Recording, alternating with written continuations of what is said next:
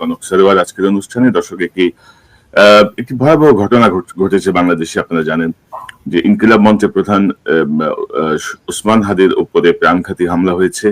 তিনি এখন জীবন মৃত্যুর সন্দিক্ষণ আছেন বলা চলে।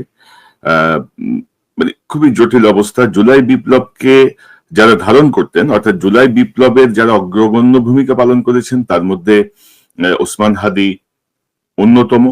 এবং জুলাই বিপ্লব পরবর্তী সময়েও এই হাদি কিন্তু কোনো রাজনৈতিক দলে যোগ দেন নাই, কোনো চাওয়া পাওয়ার কিছুতে না থেকে তিনি কিন্তু এই জুলাই বিপ্লবের পক্ষে, জুলাই বিপ্লবকে ধারণ করে ক্রমাগত কথা বলে গেছেন।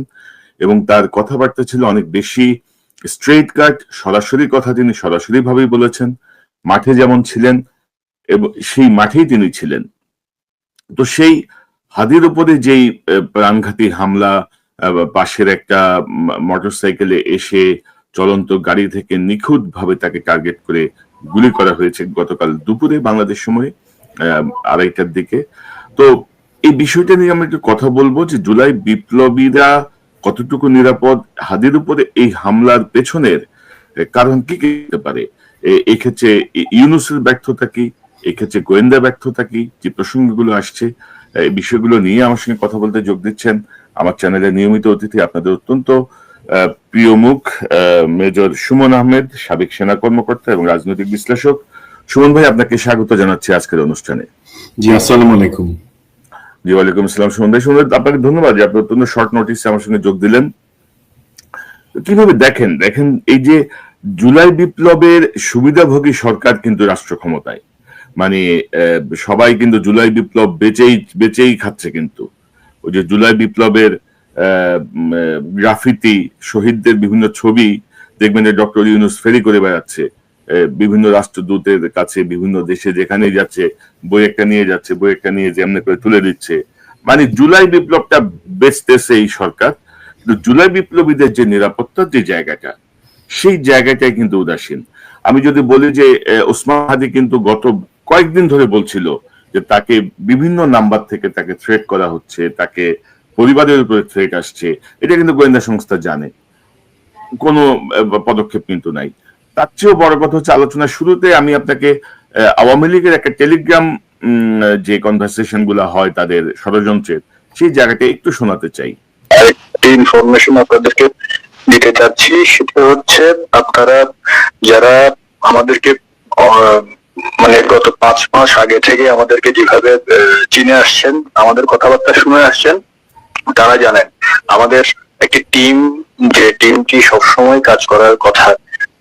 আপনাদের সুবিধার্থে আমি ওই ইনফরমেশনটা দিচ্ছি।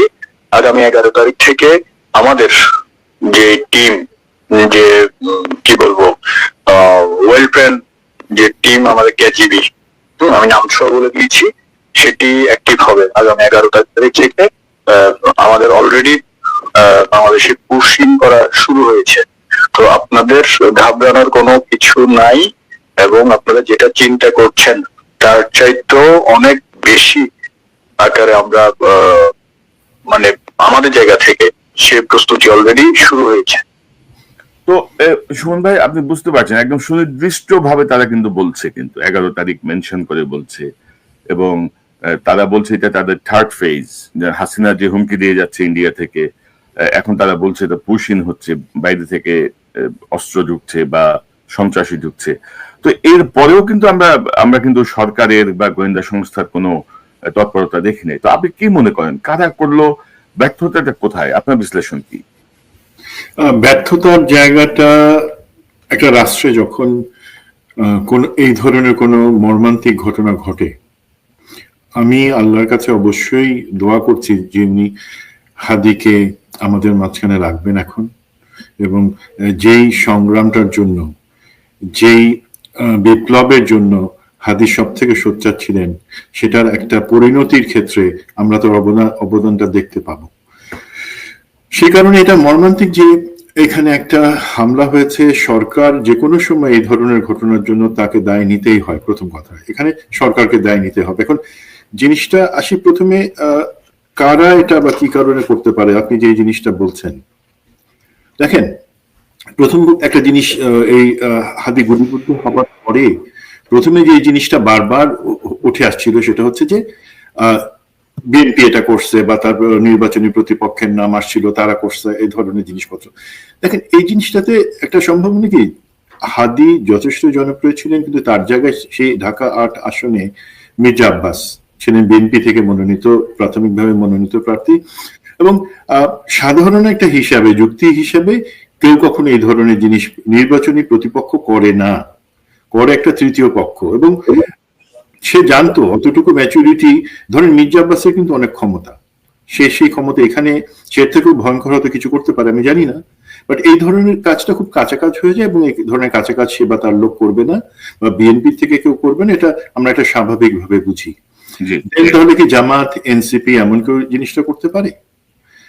দেখেন সে সব নির্বাচনে সবার প্রার্থী আছে, বাট কেউ কখনো নির্বাচনের এলাকায় একজন নির্বাচনে প্রতিদ্বন্দ্বীকে এই ধরনের আঘাত করা বা তাকে হত্যা ষড়যন্ত্র করা মানে কিন্তু তার পপুলারিটি বাড়ায় নিয়ে যাওয়া, এবং যারা এটা করছে তার বিরোধী যারা আছে তারা সবাই অ্যাকচুয়ালি নিচে নেমে যায়, তখন সেই ক্যালকুলেশনও আসে না।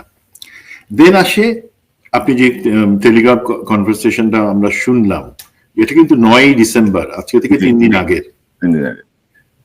তো সেটা আওয়ামী লীগের লোকজন আপাত দৃষ্টিতে তারা করেছে, এবং দেখেন আমরা বাইনাও যতটুকু এখনো 100% সমর্থিত না, এখানে পুলিশ থেকে যে আইডেন্টিফিকেশন আসছে যারা এটার সাথে জড়িত ছিল, যে দুইজন, তারা দুইজনই হচ্ছে ছাত্রলীগের নেতা অথবা কর্মী, দুইটা এলাকার।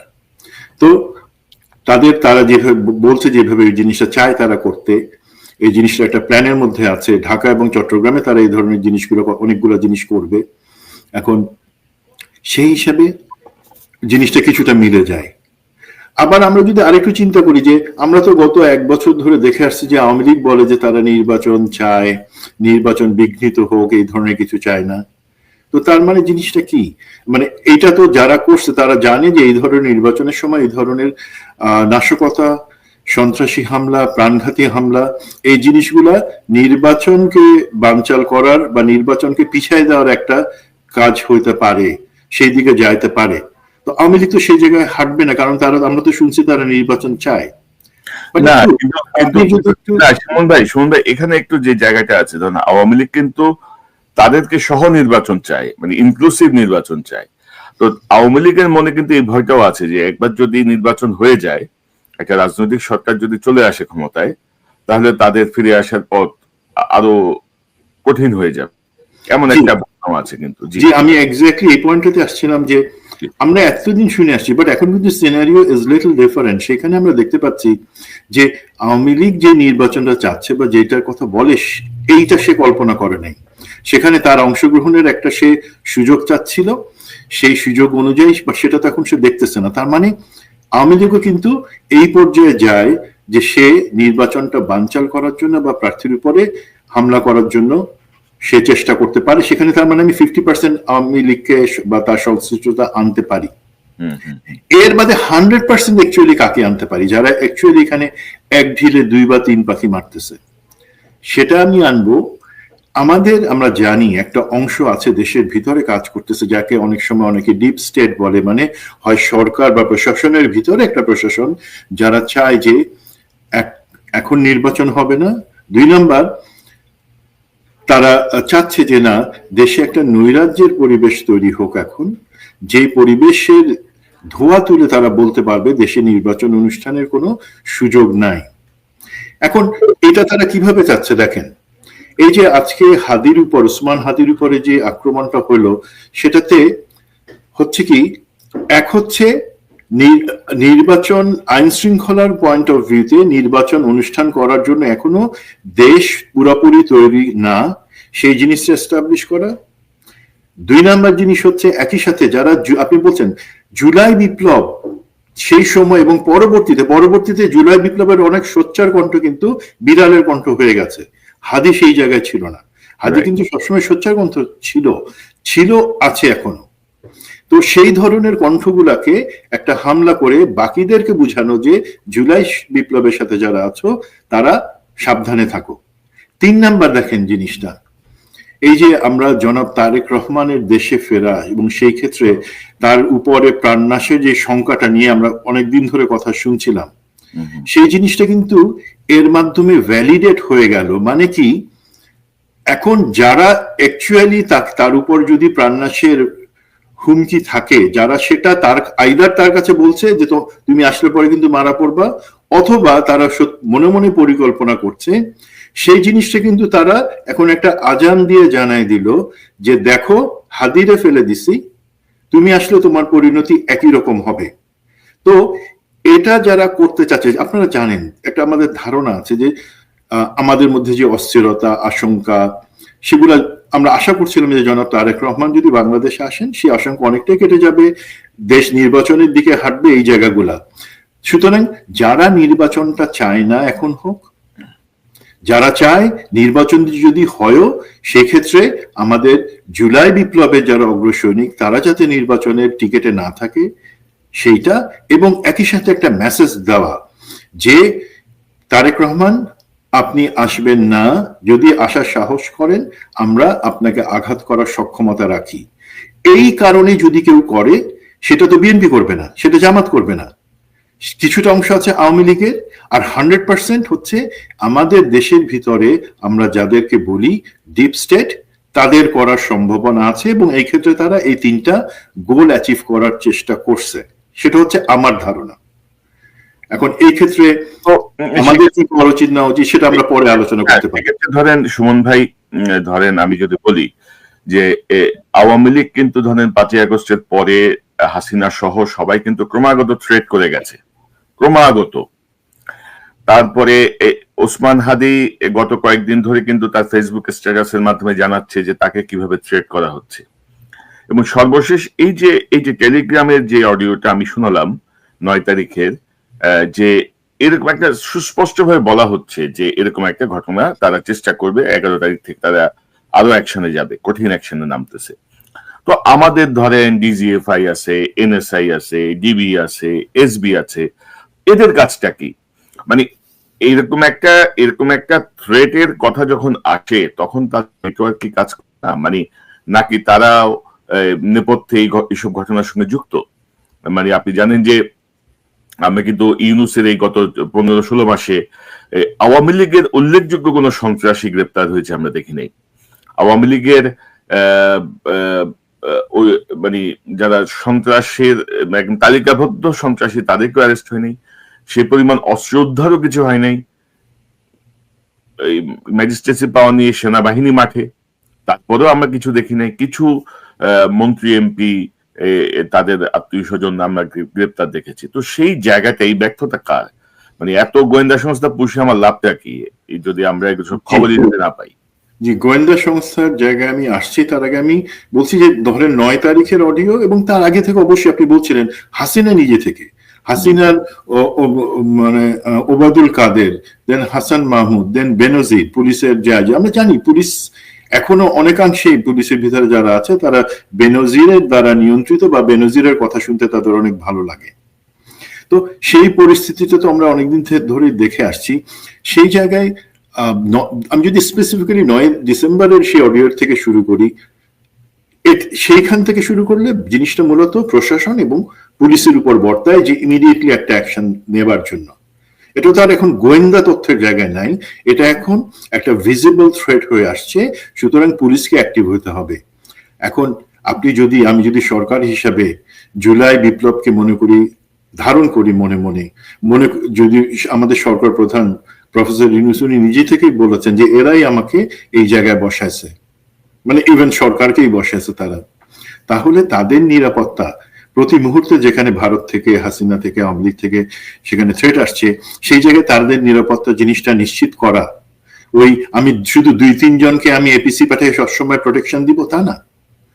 যারা কোনো পার্টির ভিতরে না গিয়ে নিজ দায়িত্বে এই সংগ্রামটা জারি রাখছেন, তাদের প্রতিজনের নিরাপত্তার দায়িত্ব পুলিশের মাধ্যমে, পুলিশের ভিতরে যে গোয়েন্দা সংস্থা আছে তাদের মাধ্যমে নিশ্চিত করাটাও সরকারের দায়িত্ব। এবং এই 3 দিনে কোনো ভিজিবল এফোর্ট না নেয়া, জিনিসটাকে হালকাভাবে দেখা, উদাসীনতার পরিচয় দেওয়ার জন্য আমি অবশ্যই বর্তমান সরকারকে এবং পুলিশ প্রশাসনকে দায়ী করব।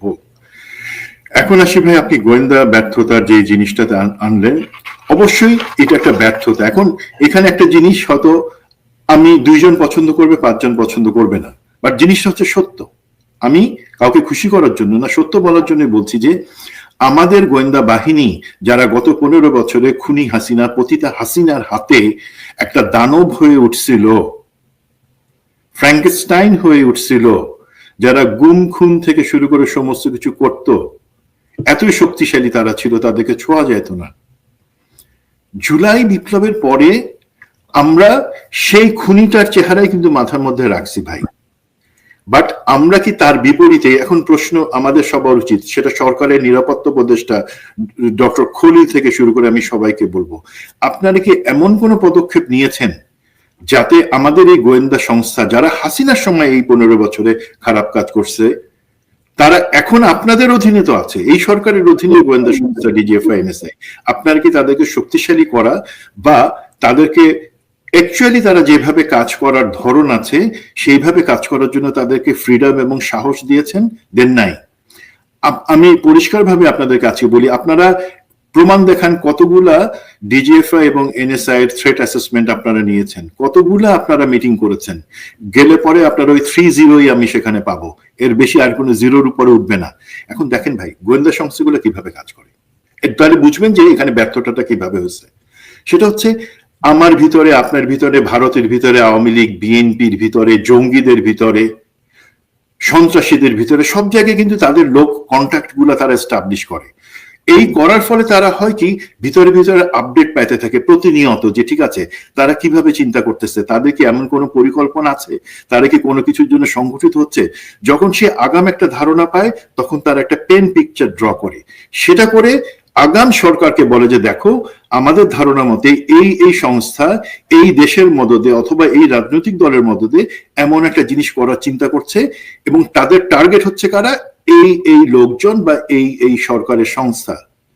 তখন সরকার তার অন্যান্য যে বাহিনী, পুলিশ আছে, এসবি আছে, ডিবি আছে, তাদের মাধ্যমে সেই থ্রেট গুলাকে কাউন্টার করে বা মিনিমাইজ করে।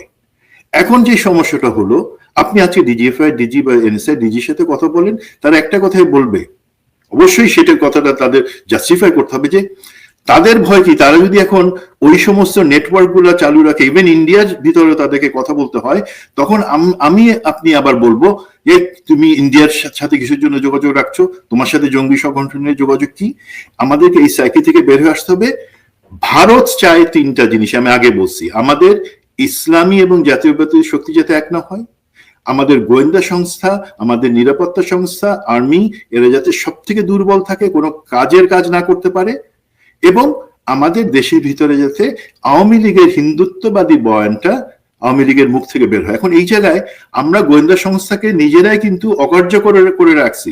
আপনি বলতে পারেন তাদের কি সেই সাহস বা ডেডিকেশন নাই, তারা সরকার বলুক না বলুক তারা নিজ থেকে সেটা করতে পারে না? অবশ্যই পারে, বাট সেক্ষেত্রে সবসময় একটা রাজনৈতিক সরকার আসলে যেই সুবিধা থাকে, রাজনৈতিক সরকারের আমলে তারা গুম খুন করুক, যাই কিছু করুক, রাজনৈতিক সরকার তাদেরকে শেল্টার দেয়। তাদের মনে এই একটা ভয়, আমার যেটা মনে হয় একটাই ভয়, যে আমি যদি নিজে থেকে একবারে কিছু করি, ওই পর্যন্ত যাই, আমার এতে কোনো প্রোটেকশন দেওয়ার নাই। তো আমি বলবো গোয়েন্দা সংস্থার ব্যর্থতা অবশ্যই আছে, বাট সেই গোয়েন্দা সংস্থাকে ব্যর্থ করে রাখছে কে? সেটা হচ্ছে প্রফেসর ইউনূসের সরকার।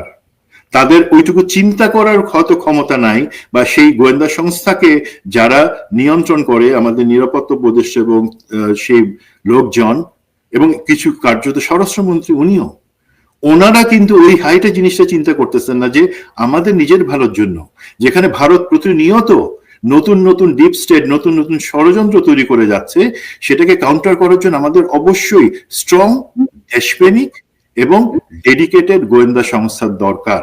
গোয়েন্দা সংস্থাকে কেটে না, গোয়েন্দা সংস্থাকে সত্যিকার ভাবে কাজে লাগানোর জন্য যেটা, সেটা করা দরকার ভাই, এবং এই ক্ষেত্রে অবশ্যই ব্যর্থতা আছে। সুমন ভাই, ধরেন এই অথর্ব ইউনূস তার অথর্ব উপদেষ্টা পরিষদ নিয়ে জুলাই বেঁচে বেঁচে খাচ্ছে। আমি তো প্রথমেই বলছি যে সে জুলাই বিপ্লবের ওই যে একটা বই বানাইছে, ছবি দিয়া, গ্রাফিতি দিয়া, ওইটাই সে সব জায়গায় বেচে।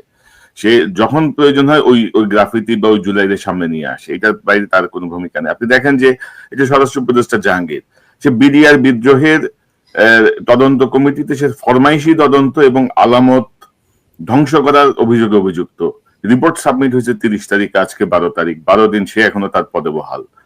আইজিপি বাহারুল, তার বিরুদ্ধে অভিযোগ হচ্ছে সে এই জুলাই বিপ্লবে মানে বিডিআর হত্যাকাণ্ডের সময় সে বিরোধী দলের উপর দোষ চাপে ঘটনাকে অন্যত্র প্রভাবিত করছে, এবং এই বাহাদুর কিন্তু বিডিআর কমিশনকে বিভ্রান্ত করার চেষ্টা করছে উল্টাপাল্টা ইনফরমেশন দিয়ে। তারপরে কিন্তু এই 12 দিন পরেও কিন্তু সে বহাল। কিন্তু তো এই অথর্ব সরকার ইউনুসের নোবেল দিয়াকে আমি ধুয়ে পানি খাবো, না তার 3-0 থিওরি দিয়ে আমি ধুয়ে পানি খাবো? তো মানে আমাদের জুলাই বিপ্লবের সবচেয়ে বেনিফিট নিয়ে এই উপদেষ্টা পরিষদ এবং ইউনুস ফাজলামি করতেছে মানে সবগুলা জায়গায়। তো আমি যদি নিরাপত্তা উপদেষ্টার কথা যদি বলি আপনাকে, ধরেন আমরা জানি যে জেনারেল মুজিব সহ মানে হাসিনার যারা আমাদের ডিজিএফআইতে ছিল, যারা আর্মির গুরুত্বপূর্ণ জায়গায়, মানে বাংলাদেশের টোটাল ম্যাপিং যাদের কাছে আছে, টোটাল ইনফরমেশন যাদের কাছে আছে, সন্ত্রাসী গোষ্ঠী থেকে শুরু করে, আপনি জানেন যে ডিজিএফআই এনএসআইতে যারা কাজ করে তাদের সাথে, যেটা আপনিও বলছিলেন, সবার সঙ্গে যোগাযোগ আছে। মানে সন্ত্রাসী গ্রুপ বলেন, জঙ্গি গ্রুপ বলেন, ভালো গ্রুপ বলেন, ইসলামিক গ্রুপ বলেন, বা মানে কমিউনিস্ট গ্রুপ বলেন, সবার সঙ্গে যোগাযোগ থাকে। এরকম ইনফরমেশন নিয়ে যে গ্রুপটা হাসিনার সাথে ইন্ডিয়াতে বসে আছে, আপনি কি এ পর্যন্ত শুনেছেন যে আমাদের খলিল বা আমাদের কেউ ইন্ডিয়াকে বলছে যে এদেরকে তোমরা কেন আশ্রয় দিচ্ছ, এদেরকে ফেরত দাও? হাসিনার ক্রমাগত থ্রেটের পরে কি তারা ইন্ডিয়াকে না বলুক, আন্তর্জাতিক মহলেও কি তারা বলছে যে পার্শ্ববর্তী রাষ্ট্র থেকে আমার দেশকে অস্থিতিশীল করার, ইনসাইটমেন্ট ক্রিয়েট করার চেষ্টা চলছে, সন্ত্রাসী কার্যক্রম চলছে? কোন পদক্ষেপ কি দেখেছেন? আমাদের খলিল তো অজিত দোভালের সঙ্গে দেখা করার জন্য 2 দিন আগে লাভ দিয়ে চলে গেছে বেহায়ার মতো। ফলাফল কি আপনার? এখানে আমি যে জিনিসটা বলি, আপনি বলে ফেলছেন অলমোস্ট পুরোটা। এখানে আমি শুধু বলবো টেকনিক্যাল দিক থেকে দেখেন, ভারত সবসময় একটা বলার চেষ্টা করতেছে যে ইভেন যদি কেউ সাজাপ্রাপ্ত হয় বা কারো বিরুদ্ধে মামলা তদন্তাধীন থাকে, সে অবস্থায় সে তাকে মানে যদিও এক্সট্রাডিশন চুক্তি আছে, মানে বন্দি বিনিময় চুক্তি আছে, সেটা তারা দিতে পারবে না যদি সেটা রাজনৈতিক উদ্দেশ্য প্রণোদিত হয়। সেটা তারা দেয় না, বা পৃথিবীর অনেক দেশই দেয় না। এখন দেখেন আমাদের স্ট্র্যাটেজিটা কি হওয়া উচিত ভাই? ওনারা যাদের কথা বলতেছেন আমাদের সরকারের, ওনারা এত উঁচু মাপের মানুষ, আমার মতো ছোট মানুষ ওনাদেরকে স্ট্র্যাটেজি শিখাইতে যাব না। বাট সাধারণ আমার মতো মানুষও যদি এটা বুঝে, আপনারা কেন বুঝছেন না? একটা হচ্ছে হাসিনা হইল গিয়া পচা রদ্দি মাল, ওকে ফেরত আনার থেকে ইম্পর্টেন্ট হচ্ছে আপনি যেটা বললেন, যাদের কাছে এমন তারা বিরোধী দল, আমাদের গোয়েন্দা সংস্থার ভিতরে রাষ্ট্রের নিরাপত্তা সম্পর্কিত অনেক সেন্সিটিভ ইনফরমেশন ওনাদের কাছে আছে, যেটা গত 15 বছর কি গত 54 বছরও অনেক চেষ্টা করেও বের করতে পারে নাই। সেই ইনফরমেশন তাদের কাছে আছে, কারা কোথায় অপারেট করছে। এগুলা আপনার তো সেফ সিকিউর করা দরকার। এবং আপনি সরাসরি ভারতকে বলতে পারেন বা ইন্টারন্যাশনাল কমিউনিটি, আমার হাসিনা দরকার নেই, তোমরা যদি মনে করো তার সাজা উদ্দেশ্য রাজনৈতিক উদ্দেশ্য প্রণোদিত, রেখে দাও, সে ভাত তাক খাক, আরো মোটা হোক, নো প্রবলেম। বাট যারা আছে বিভিন্ন বাহিনীর বা অন্য সংস্থার, যারা রাজনৈতিক কোনো পরিচয় নাই, তুমি তাদেরকে ফেরত দিতে বাধ্য। বিকজ সে শুধুমাত্র যে তার নামে মামলা চলতেছে তা না, সে একজন পলাতক, যার পাসপোর্ট নাই। তো সেই ক্ষেত্রে যদি বুদ্ধি থাকতো, হাসিনার চিন্তা বাদ রেখে এই যে যাদের কাছে সেন্সিটিভ ইনফরমেশন আছে, আজকে ভারত যদি চায় কোনো কিছু করবার জন্য, তাদেরকে খুব বেশি কষ্ট করতে হবে না। এবং আপনারা জানলে একটু আশ্চর্য হবেন, ভারতের মোস্ট অফ দ্য অপারেটিভস কিন্তু এখন ঘুমিয়ে আছে। বিকজ তারা জানে তাদের এখানে অপারেটিভস রাখবার থেকে ইম্পর্টেন্ট জিনিস তাদের নিজেদের দেশের ভিতরেই আছে। সেই ইনফরমেশন, সেই নলেজ, সেই অ্যাসেট তাদের কাছ থেকে তারা সবকিছু নিচ্ছে। এবং তাদের পক্ষে আমাদের যে কোনো, আমাদের সরকার প্রধান থেকে শুরু করে একজন যে রিক্সা চালায়, জীবিকা নির্বাহ করে, তাকে পর্যন্ত তারা যদি হিট করতে চায়, সেটা তাদের কাছে এখন অনেক বেশি সহজ ভারতের পক্ষে। এখন এই জায়গাটাতে আমি বলবো, ওই আগের হাদির প্রশ্নতেই আমরা আসি। দেখেন এত মানে কি প্ল্যানটা আমরা যতটুকু বুঝতে পারছি, এই যে ফয়সালের কথা আমরা, এই যে 2জন যারা ঘাতক ছিল, তাদের একজনের কথা বলা হচ্ছে, এখনো পুলিশ কনফার্ম করে নাই। সেই ফয়সাল কিন্তু গত বছরে আটক হয়েছিল অস্ত্র সহ, 2টা অস্ত্র সহ। তা সে তো জামিনে আছে। সে আওয়ামী লীগের চিহ্নিত নেতা, আওয়ামী লীগের চিহ্নিত সন্ত্রাসী, সে কিন্তু আছে এখনো। সে তার বিরুদ্ধে সে আটক হওয়ার পরে র্যাবের দ্বারা, তারপরেও মামলা হওয়ার পরে সে জামিনে আছে। কেন আছে ভাই? আমি কাকে জিজ্ঞাসা করবো? বিচার বিভাগকে জিজ্ঞাসা করব, পুলিশকে জিজ্ঞাসা করব, সরকারকে জিজ্ঞাসা করব? আপনাদের মধ্যে থেকে একজন একটু অন্তত চোখের লজ্জা সেরে আমাদের সামনে এসে বলেন তো ভাই, এই ধরনের লোকজনকে আপনারা জামিন দিচ্ছেন কেন? তো এই জিনিসটা। আর দেখেন ভাই, আওয়ামী লীগের লোকজন, এরা ছাত্রলীগ বা অন্যান্য কিছু, এটা আমি আপনি সবাই জানি। সরকারে যে আসে এরা হচ্ছে, এদের আসল পরিচয় এরা সন্ত্রাসী। এরা যেই সরকারি আসবে পরবর্তীতে তার মধ্যে জয়েন করবে। সুতরাং আমি যদি সেই দলীয় পরিচয় বা অন্যান্য কিছু ঊর্ধ্বে থেকে আমি মনে করি সন্ত্রাসী, তার জায়গা হচ্ছে জেলে অথবা ফাঁসির দড়ি, এর বাদে আর কিছু নাই। সেইভাবে যদি ডিল করা হয়, একটা সরকার যদি সেভাবে সক্ষম হয়, তাহলে আমরা এই ধরনের থ্রেট, আজকে হাদির উপর গেছে, কালকে কার উপর আমরা তো জানি না, সেই জায়গা থেকে আমরা পরিত্রাণ পাবো ভাই।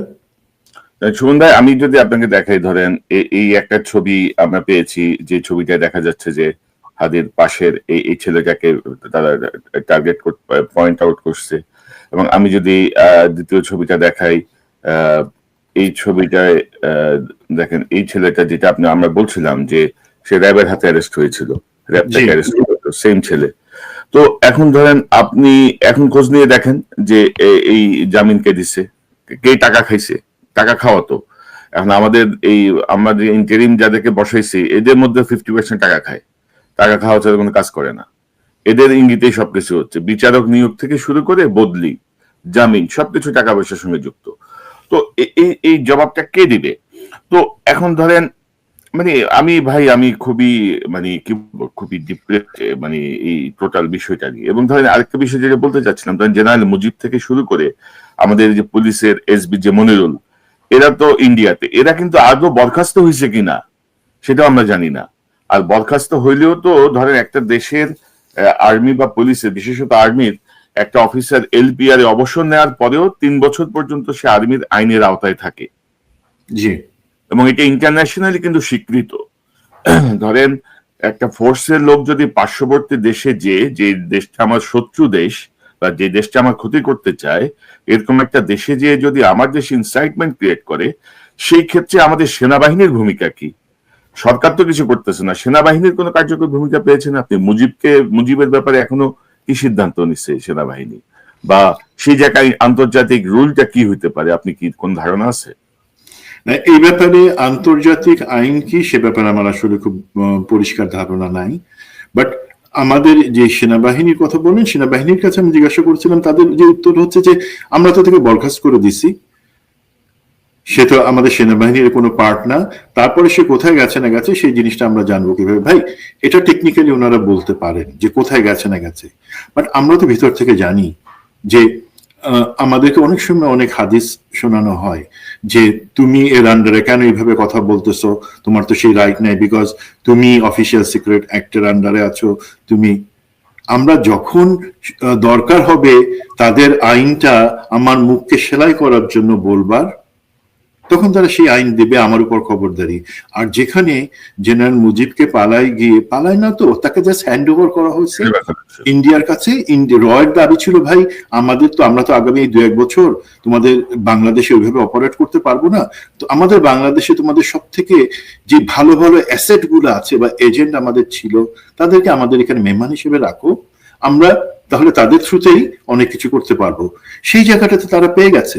এখন এটা আমরা অনেক কিছুতে বলি, এটা আর্মি কিন্তু দায় এড়াই যেতে পারবে, বিকজ টেকনিক্যালি যখন সে একজন বেসামরিক নাগরিক হয়ে গেছে, সে দেশের ভিতরে যদি কোনো কিছু করে, সেই ক্ষেত্রে সেইটার জন্য আর্মি চাইলে তাকে আনতে পারে। বাট এটা তো ভাই সরকারের একটা অবশ্যই দায়িত্ব ছিল।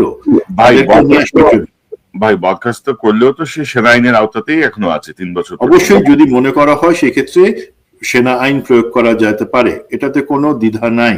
এই ব্যাখ্যা আমি বললাম যে এটা আপনি প্রয়োগ করবেন কি করবেন না, সেটা কারা সেটা চাচ্ছে কি চাচ্ছে না সেখানে ডিপেন্ড করে। এখানে আমি আপনি অনেক ছোট মানুষ, কি কথা বলছি আমরা এতদিন, বলেন একটা কোন জিনিস হয়েছে, একটা কোন কথা?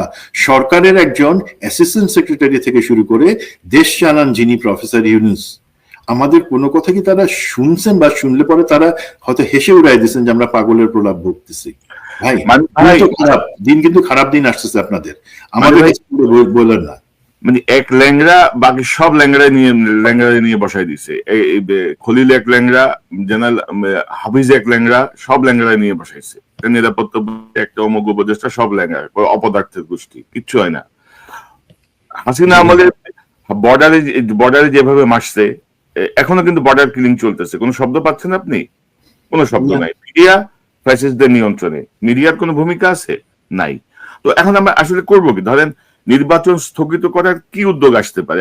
আমি শুনতে পাচ্ছি যে হাইকোর্টে রিট হবে, এরকম কিছু আভাস কি আপনি পেয়েছেন কিনা? যে আমি কালকে একটা রিট হবে যে এই পরিস্থিতিতে নির্বাচন সম্ভব না, নির্বাচন পিছিয়ে দাও। আপনার কোনো পর্যবেক্ষণ কি আছে? এখন এটা বলেন না যে আমি আবার এদের সাথে জড়িত, নাইলে আমি কিভাবে জিনিসগুলো জানি। আমরা গত পরশুদিন থেকে শুনছিলাম যে হ্যাঁ, যেই পক্ষ আপ্রাণ ভাবে চেষ্টা করতেছে যে দেশে যাতে কোনো নির্বাচন না হয় বা ফেব্রুয়ারিতে নির্বাচন না হয়, আমি একদম ভিতরের কথাটা বলতেছি ভাই, জিনিসটা আমার নলেজ হিসেবে এটা যে সত্য সেটা নাও হতে পারে। সেটা হচ্ছে তারা একটা পরিকল্পনা করেছিল যে ঠিক আছে, নির্বাচন কমিশন তাফসিল ডিক্লেয়ার করুক 11 তারিখে, এবং একটা ভাব হবে যে হ্যাঁ ঠিক আছে নির্বাচনের দিকে রাস্তায় তো আমরা হাঁটতেছি। বাট ওনারা রবি বা সোমবারে হাইকোর্টে 2টা রিট করবেন। 2টা রিটের একটা হবে আইন সংক্রান্ত জটিলতা এবং ধারা উপধারা দেখাই তারা বলবার চেষ্টা করবে হাইকোর্টকে যে তোমরা নির্বাচন কমিশনকে বলো কারণ দর্শাও যে কেন এই ধারার ব্যত্যয়ের কারণে এই ইলেকশন বাতিল হবে না, বা এইগুলো সংশোধন না করা পর্যন্ত ইলেকশন বাংলাদেশে হতে পারে না। দ্বিতীয় তাদের প্ল্যান আইন শৃঙ্খলার যে অবনতি বা এই কারণে এখন ইলেকশন হওয়া যুক্তিযুক্ত না, হাইকোর্ট থেকে একটা রিট করে সেটা নির্বাচন কমিশনকে বলা। এবং আমরা জানি আইনকে চালায়, বিচার বিভাগকে চালায়, শেষমেশ যে সিদ্ধান্ত এই সমস্ত ক্ষেত্রে আসে আসলে কার ইচ্ছা থেকে। তো আমার যেটা ধারণা, তারা হয়তো সরকারকে কনভিন্স করছিল, সরকার মুখ রক্ষার জন্য একটাতে জিতে আসতো রিটে, যে হ্যাঁ আমরা নির্বাচন করার জন্য বদ্ধপরিকর, সুতরাং আমরা এই রিটে জিতে গেছি। বাট আরেকটাতে তারা সেম সাইড গোল করে নিজেরা হেরে গিয়ে ও আচ্ছা এই কারণে তো আসলে নির্বাচন করা সম্ভব না। এটা আপনারা প্লিজ মাইন্ড করেন না যে জিনিসটা, যে পরিকল্পনা আপনাদের ভিতরে যদি ডিপ স্টেট থাকে বা কেউ থাকে এইভাবে প্ল্যান করতেছিল, এখানে কোনো ভাই বন্দি নাই ভাই। আমি এটা বলে দিলাম যে আপনাদের এই পরিকল্পনা রবি সোমবারে আছে, এখন পরিকল্পনা নিয়ে আপনারা আগাবেন হয়তো, বাট দেশের জনগণ, রাজনৈতিক দলগুলো, বিশেষ করে বিএনপি জামাত, তাদের জন্য এবং আমাদের জুলাই আন্দোলনে যারা যোদ্ধা তাদের জন্য আমার স্পষ্ট একটা অনুরোধ। এটা আমি বার্তা বলবো না, আমি কোনো রাজনৈতিক নেতা না। আমরা যদি আজকে এই অবস্থায় বলি বা জিকির তুলি যে আচ্ছা দেশ তো এই পুলিশ প্রশাসন তো ব্যর্থ, এখানে নিরাপত্তা দিতে পারতেছে না বা অন্যান্য কিছু, সুতরাং এখন নির্বাচনের পরিবেশ নাই, নির্বাচন হবে না, পিছায় দাও, নো, তাহলে কিন্তু ভারত, হাসিনা এবং ডিপ স্টেট তাদের যে চাওয়াটা যে নির্বাচন এখন হবে না, সেখানেই তারা বিজয়ী হয়ে যাবে। আমরা তাদেরকে সেই বিজয়ের স্বাদ দিব না। আপনি বলেন আমরা জুলাই বিপ্লবের সময় যে ছাত্ররা, আমি তো ভাই আমার সেই সাহস হইতো না জিন্দেগিতে, তারা তো গুলির সামনে চলে আসছে, গুলি খাইছে, তারপরে তো দাঁড়ায় গেছে। আজকে এক হাদি, আল্লাহ তাকে গাজী করুক, এই আজকে এক হাদি উপর হামলা হয়েছে, আরো হয়তো হবে, তা বলে কি আমরা পিছাই যাব? ভয় পেয়ে বলবো যে না নির্বাচন হবে না বলে তাদের অ্যাকচুয়ালি যেই পরিকল্পনা আছে সেটাকেই তারা বাস্তবায়ন করতে দিব? নো, আমাদের যে জিনিসটা আগেও বলছি, সমস্ত রাজনৈতিক দল, যদি সমস্ত না হয় অন্তত বিএনপি জামাত, তারা একটা জায়গায় এসে বলুক আমরা এর বিরুদ্ধে দাঁড়াচ্ছি, মাথা উঁচু করে আমরা এই ধরনের জিনিস হতে দেব না। আমাদের মধ্যে ঐক্য আছে, আমাদের মধ্যে অনৈক্য নাই। এবং যদি আল্লাহ করুক জনাব তারেক রহমান, আমি বিএনপি করি না ভাই, সুতরাং কথাটা আমি ওই সেন্সে বলছি, দেশের পক্ষ থেকে বলছি, জনাব তারেক রহমানের যদি সুযোগ হয় দেশে আসার জন্য, ঠিক আছে, খুব খারাপ কিছু হলে ওনার উপর আক্রমণ আসবে ভাই, সেই লেগাসি নিয়েই, সেই বীরত্ব নিয়েই তো উনি আরো 100 বছর বাঙালি একটা ঘোষণা দেখলাম 25শে ডিসেম্বর উনি দেশে ফেরার ঘোষণা দিয়েছেন। যখন ওনার এই জিনিসগুলো যখন ঘোষণা আসছে বা গতকালকেই এটা ডিসিশন হয়েছে ভাই, তখনই তো আমরা দেখতেছি এই ধরনের ঘটনাগুলো হচ্ছে। তাকে সামনে দেখাইতে চাইছে যারা এই পরিকল্পনা, যারা চাচ্ছে উনি দেশে আসবেন না, বিএনপির ভিতরের একটা অংশ হতে পারে এবং ডিপ স্টেট, তারা এই ধরনের ঘটনা ঘটে তাকে বলবার চেষ্টা করবে তোমার উপর। বাট উনি তো সাহসী মানুষ নিশ্চয়ই, আমি বিশ্বাস করি, দেশের সব থেকে বড় রাজনৈতিক দলকে তিনি নেতৃত্ব দিচ্ছেন, ওনার নিশ্চয়ই সাহস আছে উনি আসবেন। বিএনপির আমাদেরকে আসতে হবে, নির্বাচন করতে হবে, এবং এদের এই পরিকল্পনাকে বানচাল করে দিতে হবে। That's the bottom line. না, বিএনপির ভেতরের একটা অংশ সক্রিয় তারেক রহমান যেন দেশে না আসে, কারণ ওদের লুটে পুটে খাইতে সুবিধা হয়। জি, এটা তো আপনি আমরা সবাই জানি। নির্মম হলেও সত্যি, নির্মম হলেও সত্যি সেটা। তো এখন ধরেন যে আমি একটা প্রসঙ্গে একটু দেখাতে চাই যে ধরেন ইউনূস সাহেবে আর গালি দিয়ে কি করবেন আপনি দেখেন, এই যে আসিফ মাহমুদ সজীব ভুঁইয়া যে আপনার ধরেন বিপ্লবের একটা সম্মুখ সারিতে ছিল, আসিফ মাহমুদ সজীব ভুঁইয়া এখন আর কোনো দলে জায়গা হচ্ছে না, কিন্তু সে এখন স্বতন্ত্র প্রার্থী হিসেবে দাঁড়াবে এই ঘোষণাটা দিছে। এবং আপনি যদি দেখেন যে তার ভেরিফাইড ফেসবুকে সে একটা ভিডিও বিবৃতি দিচ্ছে, আমি যদি বিবৃতিকে একটু পরে শোনাই। তিনি বলছেন, ত্রয়োদশ জাতীয় সংসদ নির্বাচনে আমি ঢাকা 10 আসনে স্বতন্ত্র প্রার্থী হিসেবে অংশ নিচ্ছি। কোন বড় রাজনৈতিক দলের পৃষ্ঠপোষকতা, বিপুল সংখ্যক কর্মী বা প্রচলিত নির্বাচনী ব্যবস্থার মতো অর্থ এসব আমার নেই। আপনাদের সমর্থন, আপনাদের সহযোগিতাই আমার সবচেয়ে বড় শক্তি। তিনি আরো বলেন, আমি শুধু সংসদ সদস্য প্রার্থী নই, আমি গণভোটেরও প্রার্থী। অসংখ্য প্রাণের বিনিময়ে দেশ সংস্কারের সুযোগ তৈরি হয়েছে, তা বাস্তবায়নে গণভোটে হাঁ ভোট দিন। অর্থাৎ এই বেটাও জুলাইরে বেচতেছে। সে কিন্তু 16 মাস ক্ষমতায় ছিল। সে জুলাই বিপ্লবের যারা আহত, যারা শহীদ পরিবার, তাদের পাশে ঠিক মতো দাঁড়ায় নেই। জুলাই বিপ্লবীদের নিরাপত্তার জন্য সে কোনো পদক্ষেপ নেয় নাই। সে প্রোটোকলে ঢুকছে, তার এপিএস পিএস শত শত কোটি টাকা চুরি করছে। ইতিমধ্যে দুদকে সেই মামলা গেছে। সে নিজে ধোয়া তুলসী পাতা। এপিএস 100 কোটি টাকা তার অ্যাকাউন্টে পাওয়া যাবে, 150 কোটি টাকা পাওয়া যাবে। আসিফ মাহমুদ জানে না এটা? সো এই দেখেন অবস্থাটা, মানে আপনি যদি মানে বেড়া দিলেন, সে বেড়াই খেত খাইতেছে। এবং ডক্টর ইউনূসের গত 16 মাসের সবচেয়ে বড় ভালো কাজটা হচ্ছে জুলাই বিপ্লবের বিষয়টা নিয়ে জাতিসংঘকে দিয়ে তদন্ত করানো। এবং আমার মনে হয় যে এরপরে ডক্টর ইউনূসও মানে কোন একটা চক্করে পড়ে গেছে। আপনি কি মনে করেন? মানে আমি যেটা মনে করি, বাট সেটা আমার কিছু বিশ্বাস করতে নিজের কাছেই খারাপ লাগে, সেটা হচ্ছে প্রফেসর ইউনূসের যে ব্র্যান্ড ভ্যালু আছে, উনি যেভাবে জাতিকে এক করতে পারতেন, সেই জায়গায় তাকে লোকে ভুল বুঝায় জাতিকে বিভক্ত করার জায়গায় অ্যাকচুয়ালি উনি হাঁটছেন। যেটা আমরা দেখতে পাই ঐকমত্য কমিশনে মুনির হায়দারের মতন লোক, যে চিহ্নিত ভারতীয় এজেন্ট, রয়ের এজেন্ট, তাকে দিয়ে কিভাবে দেখেন আমরা কিন্তু ঐক্যমতে শেষ পর্যন্ত আসতে পারি না। ইভেন জুলাই সনদটাও কিন্তু শেষ পর্যন্ত একটা ছেঁড়া খোড়া, একটা কাটাছেঁড়ার একটা জুলাই সনদ হয়েছে। তো এই জায়গায় প্রফেসর ইউনূস অবশ্যই উনি আত্মসমর্পণ করেছেন। ওনার মতন ভালো লোক, যোগ্য লোক আত্মসমর্পণ করেছেন। এটা আমাদের জন্য শুধু লজ্জার ব্যাপার না, আমাদের ভবিষ্যতের জন্য সেটা একটা অশনি সংকেত। এবং এই জায়গায় আমি অবশ্যই মনে করব যে আমরা কাকে বিশ্বাস করব না। আমি যদি অ্যালাউ করেন একটা জিনিস, এটা আমার মতামত, সরি আপনার অনুষ্ঠানে এসে আমি বলছি, জনাব তারেক রহমান গত 3 দিন আগে সেনাবাহিনীর অবসরপ্রাপ্ত কর্মকর্তাদের একটা অনুষ্ঠানে উনি বক্তব্য রেখেছেন।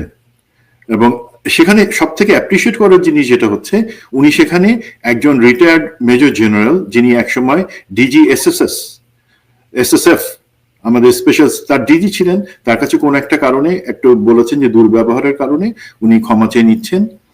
এটা বাংলাদেশের রাজনীতিতে খুব ভালো একটা ট্রেন্ডের উনি সূচনা করলেন, যে রাজনৈতিক শীর্ষ পর্যায়ের লোকও যে মাফ চাইতে পারে, তার যদি ভুল হয়ে তাকে মনে করে, আই অ্যাপ্রিসিয়েট দ্যাট। বাট আমার একটা প্রশ্ন জনাব তারেক রহমানের কাছে, আপনি কার কাছে মাফ চাইলেন?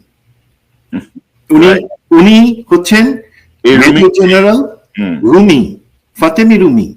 এখন আমার যদি হিসাবটা ভুল না হয়, এবং আমরা যতটুকু তথ্য, শুধু গোয়েন্দা তথ্য না, মোটামুটি এটা নিশ্চয়ই তারেক রহমান জানেন, এই ফাতেমি রুমি উনি হচ্ছেন 111 আনবার পিছনের জেনারেল মইনুর সাথে সব থেকে বড় কারিগর জেনারেল ফাতেমি রুমি। আমি সত্যি কথাটা বলছি, আপনার যদি বক্তব্য থাকে অন্য কোনো চ্যানেলে বা এই চ্যানেলে এসে বলতে পারেন। দেন আমাদের বড় যেটা 111 আনলেন, যেখানে উনি বেগম জিয়া ঠিক বুঝতে পেরেছিলেন যে কোথায় ষড়যন্ত্র হচ্ছে, বাট জেনারেল ফাতেমি রুমি উনি ডিজিএসএসএফ, বেগম জিয়ার সব থেকে কাছের লোক, উনি বললেন যে না না এমন কিছু না, মইনু থাকবে, কোনো কুটু কিছু হবে না, 111 হবে না। সে একটা চাল উনি চালেন। দেন 111 এর পরে যখন জেনারেল মইনু আহমেদ ভারতে গিয়ে ঘোড়া মইন হিসেবে পরিচিত হয়ে ফেরত আসলেন, তার আগে ছিলেন general chief of army staff, respected man, but উনি হয়ে গেলেন ঘোড়া মইন। সাথে কে নিলেন? একমাত্র একমাত্র মিলিটারি পার্সন হিসেবে ডিজিএসএসএফ গেল ওনার সফর সঙ্গী হয়ে 2008 সালের ফেব্রুয়ারিতে। ভাই ডিজিএসএসএফ প্রোটোকল হিসেবে প্রেসিডেন্ট বা প্রাইম মিনিস্টার ছাড়া অন্য কারোর সাথে ভিজিটে যাইতে পারে না। উনি জেনারেল মঈনের সাথে কেন গেলেন? বিকজ ভারত বলছিল ভাই এই যে লোকটা আছে যে আমাদেরকে 111 আনবার ক্ষেত্রে হেল্প করছে, সেই সেই জেনারেল রুমিকেও তুমি সাথে নিয়ে আসো, জেনারেল মঈন।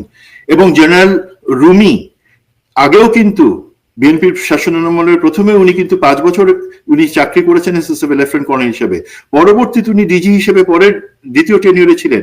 তো বিএনপির কোথায় কি আছে, নেতৃত্বের দুর্বলতা কোথায়, সক্ষমতা কোথায়, সেই জিনিসগুলো ভারতের কাছে বুঝাই বলার জন্য জেনারেল রুমির মতন একজন লোকের থেকে আর কে পারফেক্ট হতে পারে?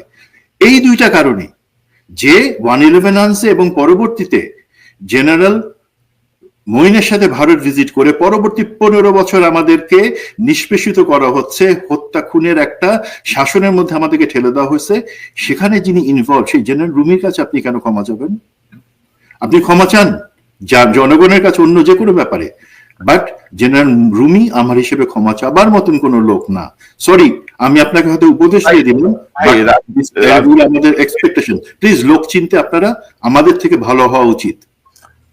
সুমন ভাই, রাজনীতিবিদদের এই যে হিউমিলিটি, এটা খুব ভালো, মানে এটা একটা এক্সাম্পল উনি শুরু করতে চাচ্ছেন বা শুরু করলেন। এটা উনি আগেও দেখিয়েছেন যে 2001 সালে বিএনপি যখন ক্ষমতায়, তিনি কিন্তু ওনার একটা যাত্রা পথে যে শেখ মুজিবের কবর জিয়ারত করে আসছেন, তিনি একটা নতুন ধারা আনতে চাইছিলেন। কিন্তু ধরেন ওনার পরামর্শক কারা? এই রুমি সম্পর্কে আমি আপনি যতটুকু জানি, তারেক সাহেবের যিনি পরামর্শ দিচ্ছেন তিনি জানেন না। পরামর্শকরাই কিন্তু রাজনীতিবিদদেরকে ডোবায়। কারণ পরামর্শকদের কথা বলতে গেলে আমার তো মাথায় আগুন জ্বলে যাবে। হ্যাঁ, আচ্ছা, এটা নিয়ে আমরা আরো বিস্তারিত আলোচনা করবো। কারণ এটা আমি নিজে খুব হতভম্ব হয়েছি যে আপনি রুমির কাছে কেন মাপছেন। Who is Rumi? একটা ক্রিমিনাল কালপ্রিটের কাছে কেন আপনি সরি বলতে যাবেন? কিসের সরি? কেন সরি? ওইটা ব্যাখ্যা কি? ওই ঘটনাটা ব্যাখ্যা করেন, তারপরে আপনি বলেন। সেই সময় আপনি আজকে যেই কথাটা বললেন একটা অফিসিয়াল ইয়েতে যে এই ঘটনা, তো আপনার নামে বিভিন্ন সময় বিভিন্ন সময় বিভিন্ন আওয়ামী লীগ যে বয়ানগুলো ছাড়তেছে, বাজারে ছাড়ছে গত 17 বছরে, আপনি কি প্রকারান্তরে সেটা স্বীকার করে নিলেন না যে আপনার চরিত্রে এই দুর্বলতা আছে? এগুলা ভালো দিক।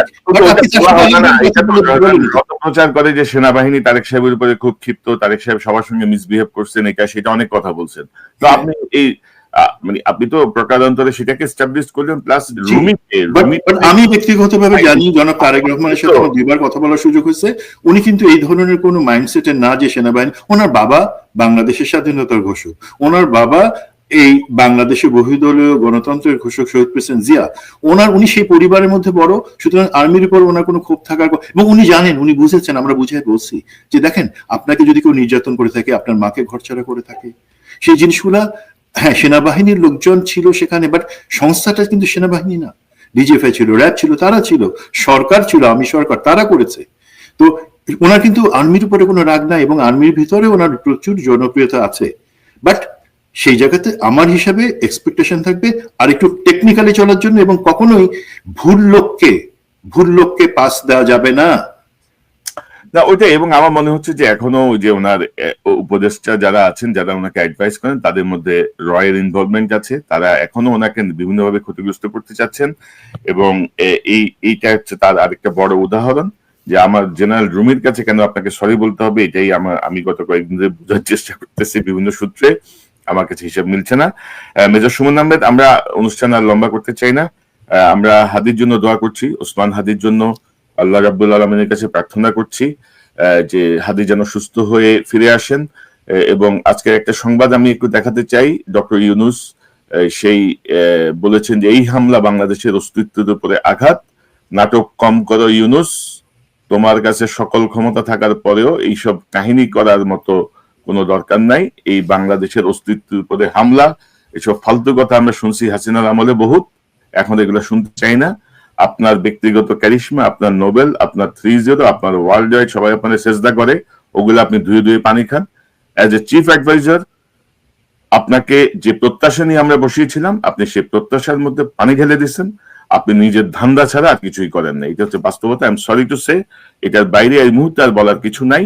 কারণ এত কিছুর পরেও, প্রকাশ্যে হুমকি, প্রকাশ্যে ইয়ে করার পরেও আপনি কিছুই করেন নাই, আপনি সকল অপদার্থকে নিয়ে বসাইছেন আপনার আশেপাশে। ওই যে পুলিশের অ্যাডভাইজার একটা বসাইছে না, কি নাম, ওই যে আগের আইজিপি ছিল, খোদাবক্স। খোদাবক্স এক অপদার্থ, বাহাদুর আরেক অপদার্থ, এই আপনার কি বলে এই নিরাপত্তা উপদেষ্টা আরেক অপদার্থ, মেজর জেনারেল হাফিজ আরেক অপদার্থ। সব অপদার্থরে নিয়ে আপনি এক মেলা বসাইছেন। কিছু হইলেই বলেন যে ছাত্ররা আমাদের বসাইছে, জুলাই বিপ্লব বেচতেছেন, জুলাই বিপ্লবের বই দিতেছেন, আপনি মহান সাজার চেষ্টা করতেছেন। ফাইজলামি বন্ধ করেন, বিদায় হন। নির্বাচন কোনোভাবেই ঠেকানো যাবে না, নির্বাচন হবে, আপনি ভাই বিদায় হন। এবং উপদেষ্টা পরিষদের মধ্যে আমি 4 জনকে জানি, তারা এই প্রটোকলের আরাম থেকে বেরোতে চাচ্ছে না, মুখে অনেক ভালো কথা বলতেছে। আমি হুঁশিয়ারি দিলাম যে নির্বাচন বানচালের সঙ্গে কোন রকমের কোনো চেষ্টা সহ্য করা হবে না। এটা হচ্ছে ফাইনাল কথা। আপনাদের শেষ কোনো মন্তব্য থাকে মেজর সুমন? আমারও হাদির জন্য দোয়া থাকবে, বাকি সবাইকে সতর্ক থাকার জন্য বলবো, বাট সে কারণে আমরা ভীত হব না। আমরা যেই রাস্তায় চলতেছি, 2000 শহীদ প্রাণ দিয়েছেন, সেই বিজয়টাকে পরিপূর্ণতা দেওয়ার জন্য আমাদেরকে অবশ্যই শেষ পর্যন্ত হাঁটতে হবে, শেষ কদম পর্যন্ত সেখানে। এবং তার মধ্যে একটা হচ্ছে নির্বাচন, সেটা বানচালের একটা স্টেপ হিসেবে আমি মনে করি এই জিনিসটা করা হয়েছে, হয়তো ভবিষ্যতে হবে। সেটা যারা করতে যাচ্ছে তারা আমাদেরকে ইনশাআল্লাহ দাবায় রাখতে পারবে না। অবশ্যই না, অবশ্যই না। মেজর সুমন, আপনাকে অসংখ্য ধন্যবাদ। ধন্যবাদ। আসসালামু আলাইকুম। ওয়ালাইকুম আসসালাম। দর্শক, এতক্ষণ যারা অনুষ্ঠান শুনলেন, নিশ্চয়ই আলোচনার মর্মার্থ উপলব্ধি করতে সক্ষম হবেন। আমাদের পুলিশ বলেন, গোয়েন্দা সংস্থা বলেন, সেনাবাহিনী বলেন, সব জায়গাতেই এখনো ফ্যাসিস্ট হাসিনার অনুসারীরা সক্রিয়। খুবই আনফরচুনেট যে ডক্টর ইউনূস গত 16 মাসেও এদেরকে দমন করতে পারে নাই। আপনারা দেখলেন যে আওয়ামী লীগের যে সন্ত্রাসীকে চিহ্নিত করা হয়েছে হাদির উপরে গুলি করার জন্য, সেই সন্ত্রাসী র্যাবের হাতে গ্রেপ্তার হলেও কোনো এক অজানা কারণে জামিন পেয়ে গেছে, বের হয়ে গেছে, এবং সে আবার এরকম একটা নির্মম ঘটনা ঘটিয়েছে। তো এই ঘটনার সঙ্গে কারা যুক্ত আমি জানি, এগুলো কখনো বেরোবে না, কারণ আমরা যারাই বসাই সেই এই মানে কি বলবো আমাদের স্বপ্নগুলোকে ভঙ্গ করে। সর্বশেষ ডক্টর ইউনূসও সেই কাজটাই করছেন, গত 16 মাসে কিছুই শিখতে পারে নাই। আমি বারবার বলছি, সে জুলাইয়ে বেঁচে নিজের স্বার্থ আদায় করছে, নিজের দিকে যাচ্ছে। এবং ছাত্র যারা বসেছিল, আসিফ মাহমুদ সজীব ভুঁইয়া বলেন, মাহফুজ আলম বলেন, নাহিদ বলেন, তারাও আসলে ডিরেইলড হয়ে গেছিল। মাহফুজ আলম কি মেটাকুলাস ডিজাইন, কি নতুন ময়া বন্দোবস্ত, ফালতু সব বক্তৃতা ঝাড়ছে। জুলাই বিপ্লবীদের নিরাপত্তায় তারা কেউই কোনো কার্যকর পদক্ষেপ নেয় নাই। জুলাই বিপ্লবীরা হুমকির মুখে। এখন আপনারা যেটা দেখেছেন, জুলাই সনদ স্বাক্ষরের দিন সকালবেলায় জুলাই সনদের ধারা পরিবর্তন হয়েছে, সংশোধিত হয়েছে, যেটি আগে হয় নাই। তো ইউনূস একটা জগাখুচির নির্বাচনের দিকে নিয়ে যাচ্ছে, কিন্তু তারপরও নির্বাচন হতে হবে, রাজনৈতিক সরকার ক্ষমতায় আসতে হবে। এইসব অপদার্থদের শাসনে আমরা থাকতে চাই না। ফ্যাসিস্ট শাসনের পরে আমরা একটা অপদার্থ শাসনে ঢুকছি, এখান থেকে আমরা বের হয়ে আমরা একটা রাজনৈতিক শাসনে যাই। আমাদের দেশ আমরাই ঠিক করব। জুলাই বিপ্লবে ছাত্র জনতা, সাধারণ মানুষ যে শক্তি এবং ঐক্য দেখিয়েছে, সেই ঐক্য এখন আবারও প্রয়োজন। এবং হাসিনার ফ্যাসিস্ট গ্রুপ যারা এখনো হাসিনা লেজ তুলে পালিয়ে যাওয়ার পরেও ভাবছে যে হাসিনা আবার ফিরে আসবে, তাদের আবার সুদিন আসবে, তাদের জন্য এই ছাত্র জনতার এই গ্রুপটাই সবচেয়ে বড় ভয়ঙ্কর থ্রেট। আমার মনে হয় না তারা নানা রকমের অস্থিরতা তৈরির চেষ্টা করতে পারে, কিন্তু বাস্তবে তারা সফল হবে। আমরা পর্যবেক্ষণ করছি। আবারও ওসমান হাদির জন্য মহান রাব্বুল আলামিনের কাছে প্রার্থনা করি, হাদি যেন সুস্থ হয়ে ফিরে আসেন আমাদের মাঝে। দেশবাসীর কাছে আমরা হাদির জন্য দোয়া চাই। আমরা আসুন সবাই মিলে সর্বন্তকরণে হাদির জন্য প্রার্থনা করি যেন হাদি সুস্থ হয়ে আসেন। পাশাপাশি বেগম খালেদা জিয়া একই হসপিটালে আছেন, তিনিও জীবন মৃত্যুর সন্ধিক্ষণে, আমরা তার জন্য প্রার্থনা করি। কারণ আমাদের দেশের স্থিতিশীলতার জন্য এই মুহূর্তে এই দুটির যদি আমরা কোনো খারাপ খবর পাই, তাহলে এটার অন্যরকম খারাপ প্রভাব আমাদের দেশে এবং রাজনীতিতে পড়বে। আল্লাহ আমাদেরকে সেটা থেকে রক্ষা করুন। দর্শক, এই চ্যানেলটি সাবস্ক্রাইব করে আমাদের পাশে থাকুন, এই চ্যানেলের মেম্বারশিপ নিয়ে আমাদের পাশে থাকুন। আবারও দেখা হবে ইনশাল্লাহ। আসসালামু আলাইকুম।